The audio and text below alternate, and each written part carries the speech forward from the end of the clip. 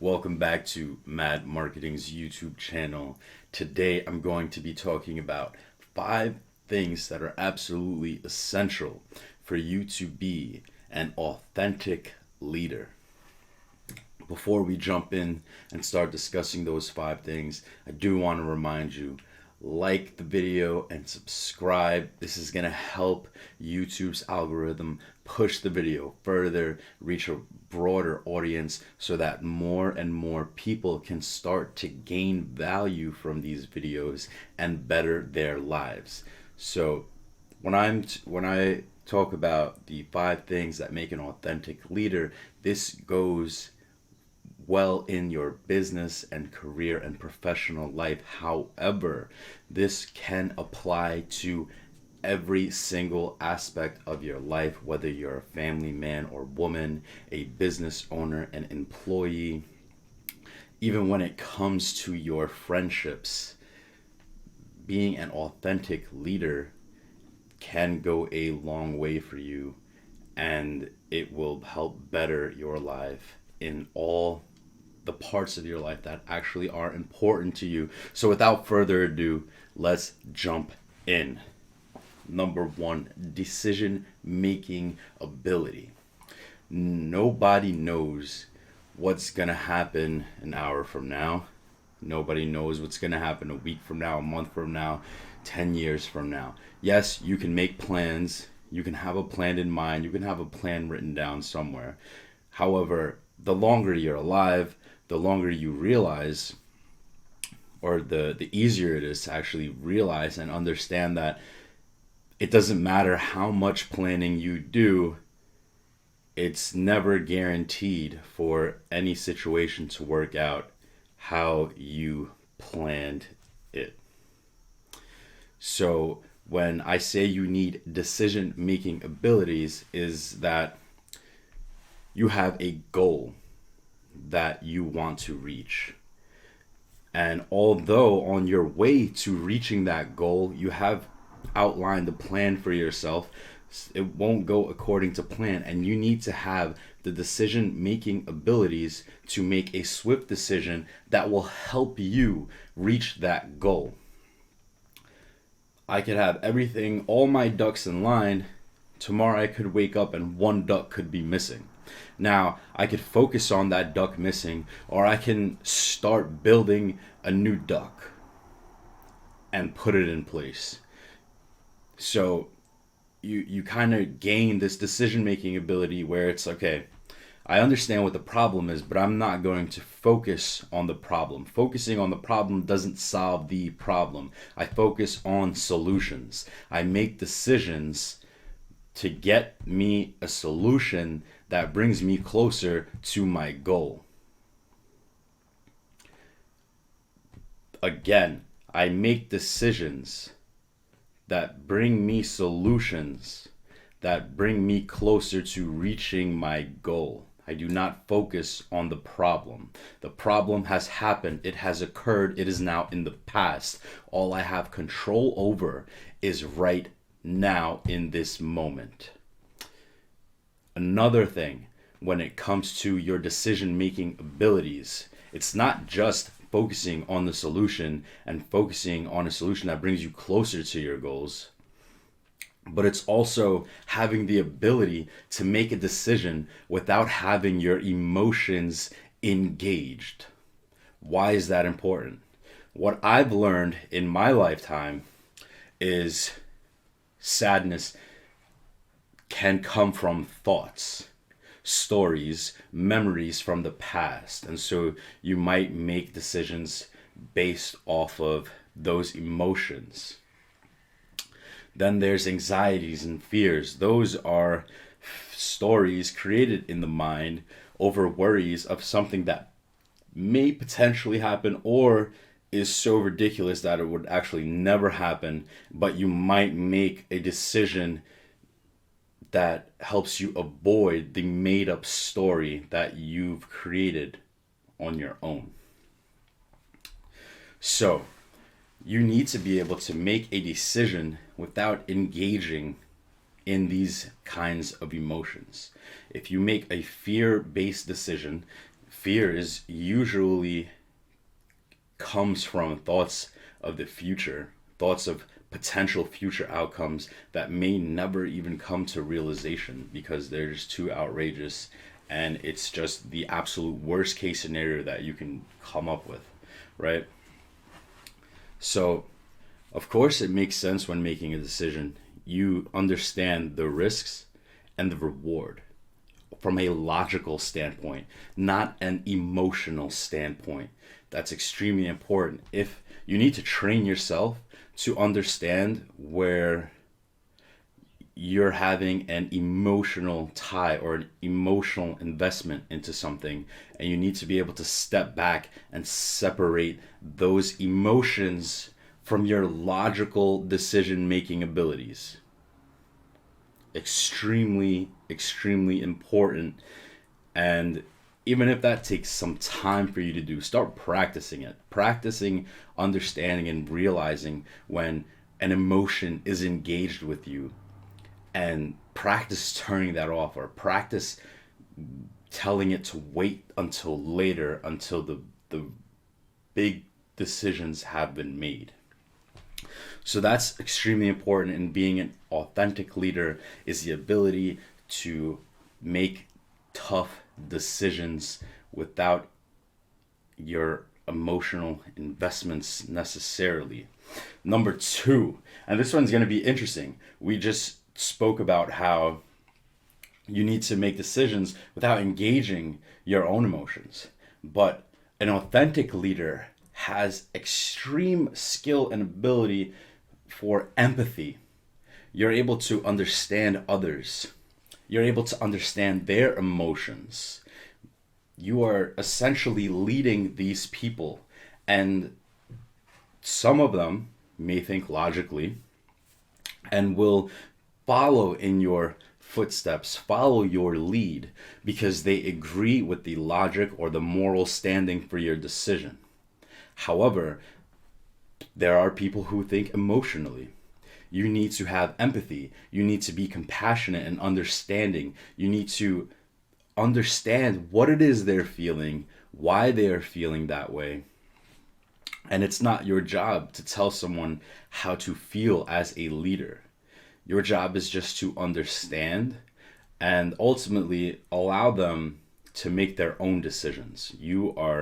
A leader doesn't mean you are in control. A leader is someone people follow out of choice because they trust in you, they believe in you. You have a very strong moral compass. And so that is what makes a leader. But empathy is definitely extremely important. You don't want to make decisions. If you're constantly making decisions that are hurting everybody's feelings all of the time, these people aren't going to feel safe with you. They're not going to feel good with you. They're not going to want to follow you. So it's extremely important to have empathy. Next, critical thinking. We briefed over this in the decision-making ability. And the first thing you need to be an authentic leader is critical thinking is the ability to think ahead, think about the future. If you are sitting in a meeting or at a sit down, whoever it is, and a decision needs to be made, there's a negotiation in play. You need to understand the effects that this potential decision that you could make will have on you, on your team, on the business, on your family. So it's extremely important that you have the ability to sit and think long term. If I were to make this decision, what are my risks and rewards? Okay, I understand that. Now, there's another option on the table. What are the risks and rewards of that option? Which is more likely? Which is the greater risk? Which is the greater reward? Is it worth that risk? Things like that, right? And also, there are more questions you're going to need to ask yourself. How would this affect this department? How would this affect that? You need to have that ability to think about it, and think about it quickly. And I don't mean quickly like It's 1 minute. If you're in a meeting and the options land in front of you, you need to think about it quickly, as in during that meeting, usually it's a good idea to have a decision ready. Of course, the more complex the situation, the more understandable it is for you to walk away from the table and get back to them with some time. If there's many, many, many things that you need to consider.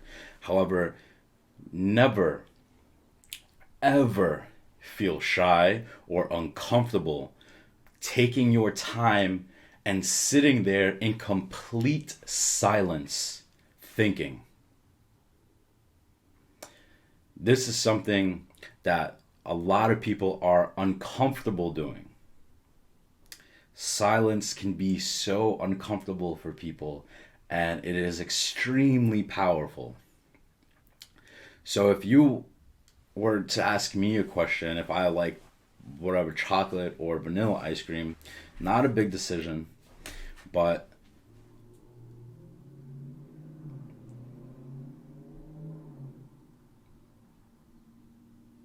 I go chocolate. There you go. So that a little bit of silence. You see what I'm saying? And you can really take your time and think about it. Go a minute if you have to, and if you have to read something and think about it, go 5 minutes. And if someone tries to interrupt you, it can be a few things, right? They want to break your train of thought, or they are uncomfortable in silence. So if they're uncomfortable in silence, it means that whatever they're worried about is coming to the front of their mind as you're thinking about it, and they're hoping you're not thinking that way. They may also provoke you to provide an answer sooner, because and this interrupts your train of thought. And so once your train of thought is interrupted, you kind of have to start all over the thinking process. And so the best thing to do when that happens is hold on. I'm thinking. There's nothing wrong with that. Hold on, I'm thinking. You see what I'm saying? Don't feel uncomfortable in silence, especially in the silence that you're creating to make the best decision that you can, right? So that's critical thinking. Now, presence. Presence is extremely important in being an authentic leader. And this is number 4 out of the 5 things to be an authentic leader. Presence is being present. That means whatever situation you are dealing with, whatever things that you have on hand, in front of you, on your computer, on your desk, is what you are dealing with. That means you are not thinking about what you're going to have later for lunch. You are not thinking about what happened yesterday. What are you going to do that weekend? You're not on your phone. You're completely zeroed in on the situation at hand. You are completely present. The only thing on your mind is solutions. Solutions. Solutions. Finishing the job, getting it done. You're completely present and you're living in that moment. All your focus, all your energy is right there where it needs to be. Extremely important. And you can practice presence by meditating, by controlling your thoughts. Practice this on your own time. It helps to clean up everything around you. Take care of things that need to be done on your to-do list. This way, when you need to be present, you are able to be completely present. Once you are able to engage yourself and become fully present, getting things done becomes a lot easier, and you're no longer procrastinating. Because usually when you're procrastinating, it's like, oh, I don't want to do this. Oh, I have to do this, but I have to do this, and this. All these things just bombard your mind. And so you declutter your mind and you allow yourself to be present. Composure. Again, this is the last thing on the list for today's videos. There's a lot more to being an authentic leader, but today we're going over these 5 that I feel are extremely important. And so the 5th thing on this list to being an authentic leader is composure. What does this mean? Composure has to do with your emotional response and your ability to control any emotional responses. For example, I do not get necessarily excited about things externally. And at the same time, I don't necessarily get upset or sad about things externally. Why? Because I am keeping my composure. There are times where I feel extremely excited and I can just feel like a whole range of good feelings throughout my body. However, in the tone of my voice, in my facial expression, and in my body language does not show it. The same for when I'm feeling mad or angry, sad, or negative feelings. My body language doesn't say that I feel any negative feelings. The tone of my voice doesn't say I'm feeling any negative feelings. My facial expressions don't show that I'm feeling any negative feelings. This is keeping your composure. I am controlling my emotions and I am allowing myself to feel them within my body without showcasing them externally in any way, shape, or form. You just heard the music. I'm not going to edit these videos for the time being. I'm going to post it just like that. But you heard the music in the background from a car outside. That was annoying. But did anything change in my body language, in my tone of voice? I got a little louder so you could hear me. Did I make a face? I'm pretty sure I didn't. Right? And so keep your composure.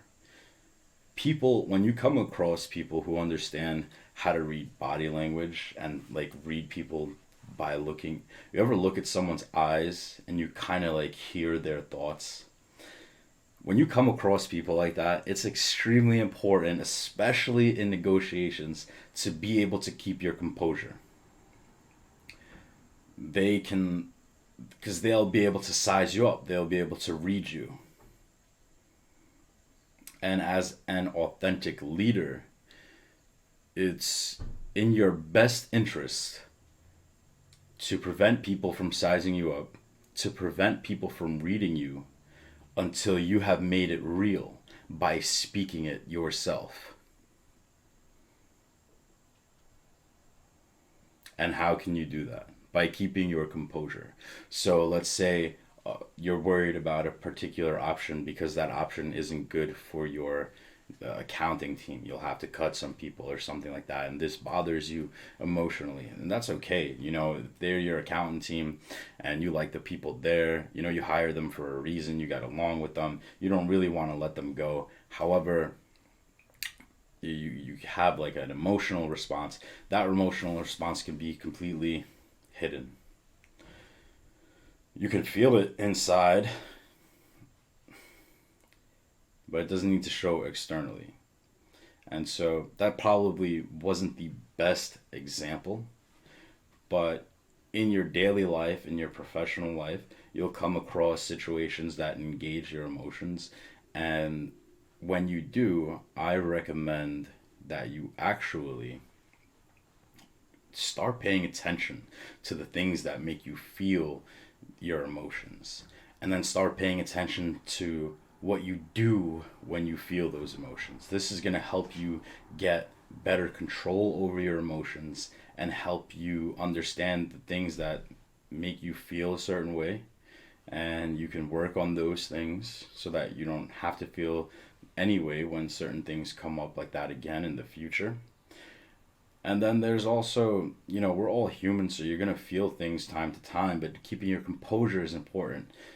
Like I said before on decision making, when you engage your emotions in decision making, your decision making ability starts to tank. You're making decisions from an emotional standpoint rather than a logical standpoint, and this can hinder your performance. So, keeping your composure can help. I hope that you guys got great value from this video, and take these 5 things to being an authentic leader and start applying them to your everyday life, whether that be socializing with friends, spending time with your families, going to work, being an entrepreneur, networking, whatever it is. These 5 things: empathy, decision making, critical thinking, presence, and composure.